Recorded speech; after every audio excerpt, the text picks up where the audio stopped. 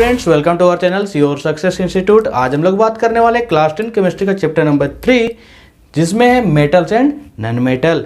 इसका पार्ट 1 का जो वीडियो है हम लोगों ने कर रखा है। अगर आप लोगों ने वो वीडियो नहीं देखा है तो इस वीडियो के डिस्क्रिप्शन लिंक पे जाइए और वो वीडियो को देख लीजिए, जिससे कि आप लोगों को पता चल जाए कि मेटल्स और नॉन मेटल्स जो हैं वो क्या होते हैं, उनके क्या प्रॉपर्टीज़ होते हैं। ठीक है, इनका जो बेसिक चीज़ है सारा पार्ट 1 में आप लोगों को मिल जाएगा।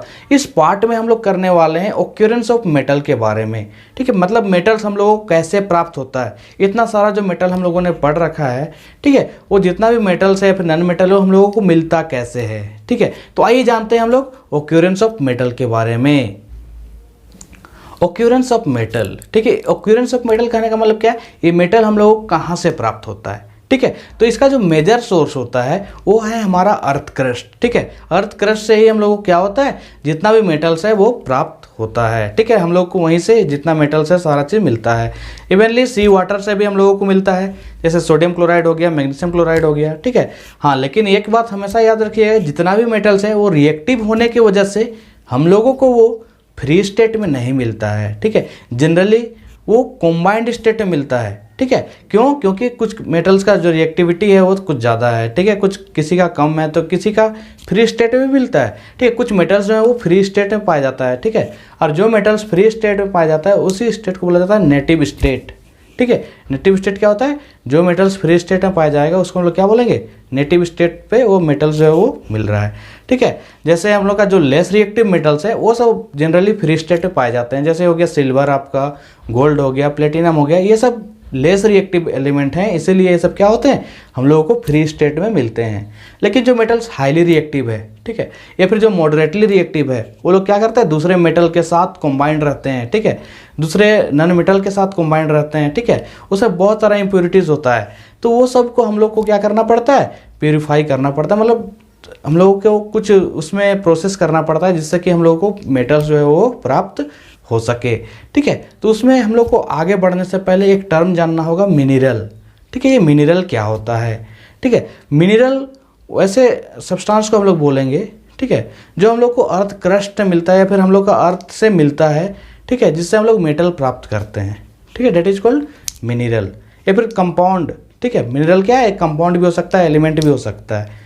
ठीक है, तो ये जो मिनरल्स है इसी को एक और कैटेगरी में क्या बोलते हैं, उसको कैटेगराइज किया गया है, जिसको बोलते हैं ओर।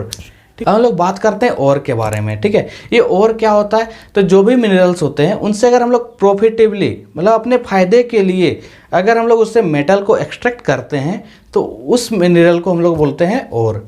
ठीक है, ये बात समझ में आ गया होगा। अब बात करते हैं ये कंसंट्रेशन ऑफ ओर क्या होता है। ठीक है, मतलब ये जो ओर हम लोगों को मिल रहा है तो इससे हम लोग मेटल तो एक्सट्रैक्ट करेंगे ना, तो इसमें प्रोसेस क्या क्या है। ठीक है, मेटल को एक्सट्रैक्ट करने का जो प्रोसेस है वो क्या क्या है। तो सबसे पहला बात है कंसंट्रेशन ऑफ ओर। तो ये जो भी ओर है उसको पहले कंसंट्रेट करना पड़ेगा। कहने का मतलब क्या है कि उसमें जो भी इम्प्योरिटीज़ है, ठीक है, जैसे सैंड हो गया, गैंग हो गया। अब ये गैंग क्या हो गया, गैंग जो इम्प्योरिटीज़ होता है, ठीक है, जैसे सैंड हो गया, मिट्टी हो गया, ये सब का जो इम्प्योरिटीज़ है उसको बोलते हैं हम लोग गैंग। ठीक है, तो ये सब को क्या किया जाता है, रिमूव किया जाता है। ठीक है, एक्सट्रैक्ट मेटल को एक्सट्रैक्ट करने के लिए उसको क्या किया जाता है, रिमूव किया जाता है, तो उसको बोला जाता है कंसंट्रेशन ऑफ ओर। अब ये कंसंट्रेशन ऑफ ओर के बाद जो मेटल है वो 3 कैटेगरी में डिवाइड हो जाता है। ठीक है, जो मेटल्स हाईली रिएक्टिव होता है, फिर मॉडरेटली रिएक्टिव होता है, और उसके बाद जो लेस रिएक्टिव होता है। तो आइए हम लोग जानते हैं कि ये सब को हम लोग सेपरेटली मतलब कैसे अलग कर सकते हैं। ये सब जो हाईली रिएक्टिव एलिमेंट है उससे हम लोग कैसे हम लोग मेटल प्राप्त करेंगे। ठीक है, जो लेस मॉडरेटली रिएक्टिव है उससे हम लोग कैसे मेटल्स एक्सट्रैक्ट करेंगे, या फिर जो लेस रिएक्टिव होता है उससे हम लोग कैसे एक्सट्रैक्ट करेंगे। सबसे पहले जान लीजिए, जो हाईली रिएक्टिव होता है उसको हम लोग बेसिकली इलेक्ट्रोलाइसिस के द्वारा करते हैं। ठीक है, तो आइए हम लोग इसको थोड़ा डिटेल से पढ़ते हैं।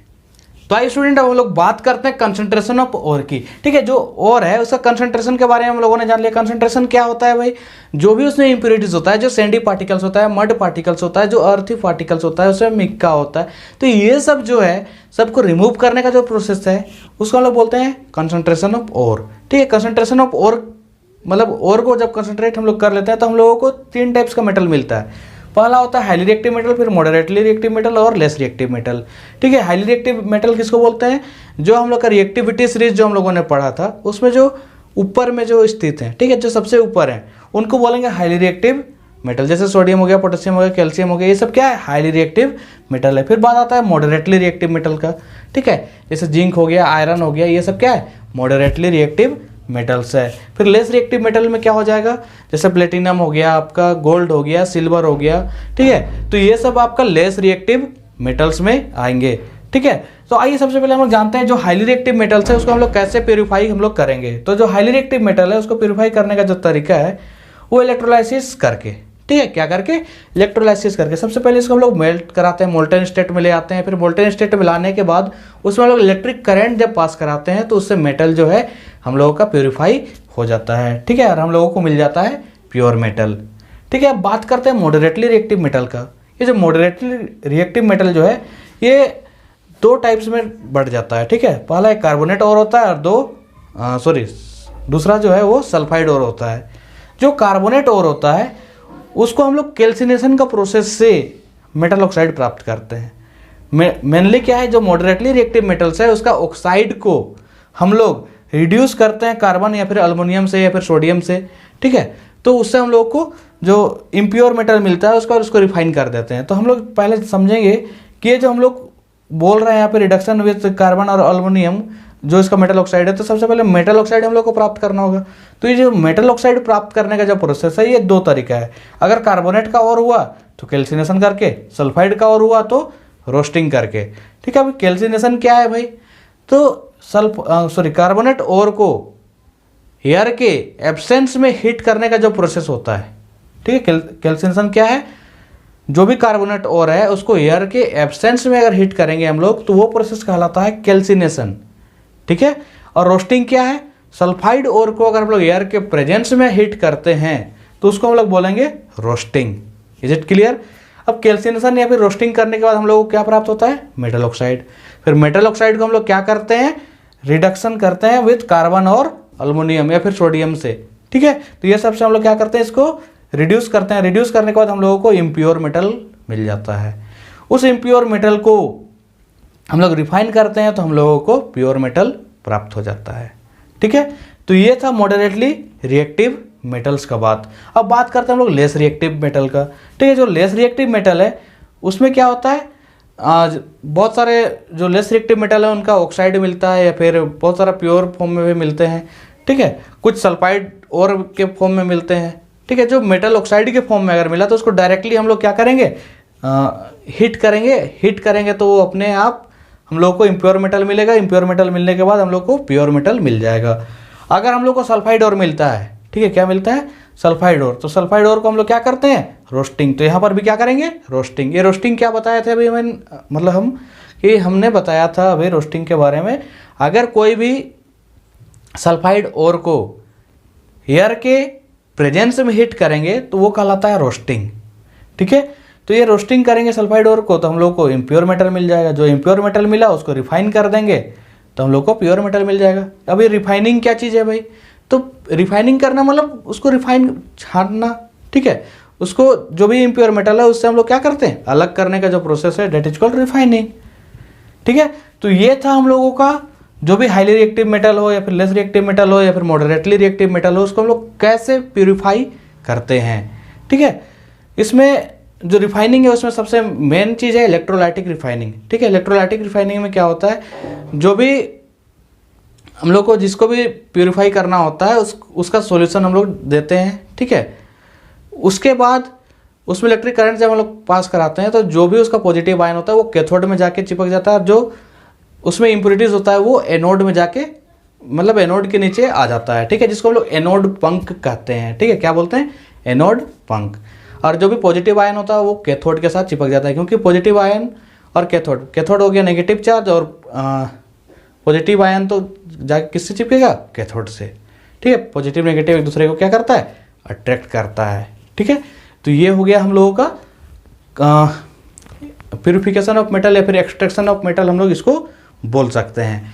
अब इसके बाद बात आता है हम लोगों का कोरोजन का, ठीक है। कोरोजन के बारे में हम लोगों ने पहला चैप्टर में भी डिस्कस कर रखा है, ठीक है। कोरोजन क्या है, कोरोजन एक ऐसा प्रोसेस है जिससे मेटल जो है इटेन अप होता है gradually by the action of air, moisture और केमिकल, ठीक है। जब भी कोई मेटल को हम लोग एयर के कांटेक्ट में या फिर मॉइस्चर के कांटेक्ट में या फिर वाटर के कांटेक्ट में या फिर कोई भी केमिकल्स के कांटेक्ट में लाते हैं तो धीरे धीरे क्या होता है, खराब होने लगता है। तो ये खराब होने का जो प्रोसेस होता है डेट इज कॉल्ड कोरोजन।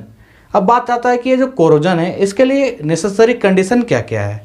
तो सबसे पहला नेसेसरी कंडीशन क्या है, एयर, ठीक है, presence of air, presence of water, presence of moisture, presence of chemicals, ये सब इसका नेसेसरी कंडीशन है। ये सब के बिना उसमें क्या हुआ, जंग नहीं लगेगा, मतलब कोई भी मेटल जो है वो कोरोड नहीं होता है, ठीक है। अब बात आता है इसको हम लोग बचाते कैसे हैं, ठीक है, प्रिवेंशन ऑफ कोरोजन। तो प्रिवेंशन ऑफ कोरोजन में सबसे पहला जो हम लोगों ने पढ़ा है क्या, पेंट करके, by applying paint, by applying grease, ठीक है, बाय अप्लाइंग ऑयल, ये सब हम लोगों ने पहले ही पढ़ रखा है। फिर tin plating, copper, aluminium plating, sorry chromium plating, ये सब के बारे में हम लोगों ने पहले ही पढ़ रखा है, ठीक है। और कोई भी दूसरे मेटल का परत दूसरे मेटल में अगर हम लोग जिंक का परत चढ़ाते हैं तो उसको हम लोग बोलते हैं गैल्वेनाइजिंग, ठीक है। जिंक का परत चढ़ाना डेट मीन्स गैल्वेनाइजिंग। तो ये सब करके हम लोग क्या करते थे, जो भी मेटल्स है उनको हम लोग प्रिवेंट करते थे कोरोजन से। एक और चीज़ है जिसको हम लोग बोलते हैं मेकिंग एलॉय, ठीक है। अब ये एलॉय क्या है, ठीक है, एलॉय क्या होता है, आइए थोड़ा डिटेल से हम लोग समझते हैं। तो आइए स्टूडेंट हम लोग जानते हैं एलॉय के बारे में। एलॉय क्या है, एलॉय मतलब इसको समझिए पहले, ये दो या दो से अधिक मेटल का मिक्सचर होता है, ठीक है। क्या होता है, दो या दो से अधिक मेटल या फिर नॉन मेटल का मिक्सचर को हम लोग क्या बोलते हैं, एलॉय बोलते हैं। इससे हम लोग क्या फ़ायदा है, सबसे पहला फ़ायदा जो है हम लोग कोरोजन में पढ़े थे अभी इसको, कि कोई भी मेटल्स को कोरोजन होने से बचाने के लिए हम लोग क्या बनाते हैं, एलॉय। तो ये वही एलॉय है, ठीक है। एलॉय मतलब क्या, दो या दो से अधिक मेटल को मिलाना या फिर नॉन मेटल को मिला के कुछ नया सब्सटेंस फॉर्म करना, डेट इज कॉल्ड एलॉय, है ना। तो सबसे पहला कुछ एग्जांपल हम लोग यहाँ पे लिए हुए हैं एलॉय का। सबसे पहला ब्रास है, ब्रोंज है, सोल्डर है, अमलगम है, एलॉय ऑफ गोल्ड है, डोरेलियम हो गया है, स्टेनलेस स्टील हो गया, ठीक है। बहुत सारा चीज़ है जो हम लोग एलॉय के फॉर्म में यूज़ करते हैं, ठीक है। तो सबसे पहले हम लोग जान लेते हैं कि ये ब्रास क्या क्या चीज़ से बनता है। जैसे इसमें क्या है, कॉपर और जिंक है। ब्रास क्या से बनता है, कॉपर एंड जिंक, जिसमें 80% कॉपर होता है, 20% क्या होता है, जिंक होता है, ठीक है। उसके बाद ब्रोंज है, ब्रोंज में क्या होता है, कॉपर और टिन, कॉपर और टिन, ठीक है, कॉपर और टिन, जिसमें 90% कॉपर होता है, 10% टिन होता है, ठीक है। सोल्डर क्या है, ये भी एलॉय है, जिसमें 50% लीड होता है, लीड मतलब शीशा, ठीक है, और 50% टिन होता है ना। उसी प्रकार से जो फोर्थ एग्जांपल मैंने लिया है अमलगम, ये अमलगम क्या है, एलॉय ऑफ मर्क्यूरी, ठीक है। मर्करी का एलॉय अगर हम लोग बनाते हैं तो उसको हम लोग सिंपली क्या बोलते हैं, अमलगम बोलते हैं, ठीक है। अब एलॉय ऑफ गोल्ड, ठीक है। अब एलॉय ऑफ गोल्ड, अब गोल्ड को एलॉय करना क्यों जरूरी पड़ा भाई, तो जो प्योर गोल्ड होता है वो 24 कैरेट का होता है, आप लोग सभी कोई को पता होगा। और ये जो 24 कैरेट का गोल्ड होता है ये काफ़ी नाजुक होता है, ठीक है, मतलब इसमें ड्यूरेबिलिटी नहीं होता है, स्ट्रॉन्ग नहीं होता है, ठीक है। तो इसी चीज़ को स्ट्रॉन्ग बनाने के लिए हम लोग इसको क्या करते हैं, एलॉय बनाते हैं, ठीक है। अगर वो कमज़ोर रहेगा तो हम लोग उसको ज्वेलरी के रूप में यूज नहीं कर सकते। इसीलिए जो भी हम लोग को गोल्ड ज्वेलरी के रूप में मिलता है वो कितना कैरेट होता है, 24 कैरेट गोल्ड होता है, 2 कैरेट सिल्वर या फिर कॉपर को मिक्स किया जाता है, ठीक है। 2 कैरेट सिल्वर रहता है या फिर कॉपर रहता है, इसलिए यहाँ पे लिखा हुआ है AU मतलब गोल्ड एंड सिल्वर या फिर कॉपर, AG और CU, ठीक है। तो ये था कुछ एलॉय का एग्जाम्पल। अब बात आता है कि एलॉय से हम लोगों को फ़ायदा क्या क्या है। तो सबसे पहला फ़ायदा जो है, इसमें जो भी कंस्टिट्यूएंट मेटल हैं उनसे ये स्ट्रॉन्ग हो जाता है, ठीक है। क्या हो जाता है, स्ट्रॉन्ग हो जाता है, साथ ही साथ ड्यूरेबिलिटी आ जाती है, मतलब ज़्यादा टिकाऊ हो जाता है, ठीक है। उसके बाद इसमें फ़ायदा क्या है, ये कोरोजन का रेजिस्टेंट करता है, मतलब ज़्यादा ही कोरोजन को ये क्या करता है, रेजिस्ट करता है। आप लोग कभी भी ब्रास में जंग लगते हुए नहीं देखे होंगे या फिर स्टील में आप लोग जंग लगते हुए नहीं देखे होंगे, ठीक है। तो ये सब क्या करता है, कोरोजन को रेजिस्ट करता है ना। तो ये 2 फायदा जो था, कोरोजन को रेजिस्ट करता है, साथ ही साथ इसका मेल्टिंग पॉइंट और जो बॉइलिंग पॉइंट है ये काफ़ी हाई हो जाता है, ठीक है। तो ऐसा कुछ कुछ फ़ायदा है इससे हम लोगों को, जिससे कि एलॉय हम लोग बनाते हैं, ठीक है।